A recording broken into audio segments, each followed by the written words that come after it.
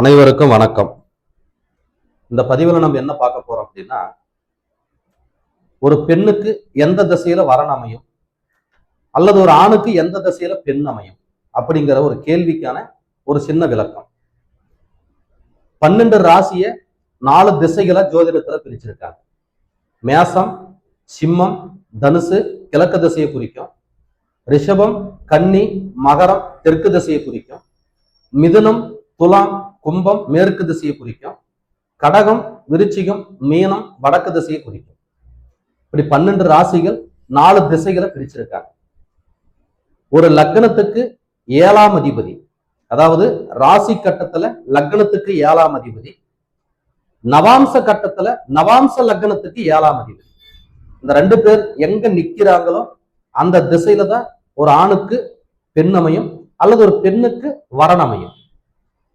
அப்ப லக்னத்துக்கு 7ஆம் அதிபதியும் ஒரு நவாம்சத்துக்கு லக்னத்துக்கு 7ஆம் அதிபதியும் நவாம்ச ராசியில எங்க நிக்கிறாங்களோ அந்த திசையில வரன் அமையும் அப்படிங்கிறத ஜோதிட விதி.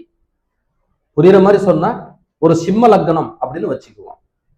ஒரு சிம்ம லக்னத்துக்கு 7ஆம் அதிபதியான சனி நவாம்சத்துல கடகராசியில் நிக்கிறார் அப்படின்னா அவருக்கு வடக்கு திசையில பெண் அமையலாம் அல்லது வரன் அமையலாம். ஒரு நவாம்ச லக்னம் அப்படின்னு பார்த்தா, ஒரு நவாம்ச லக்னம் ரிஷப லக்னம்னு வச்சுக்குவோம்.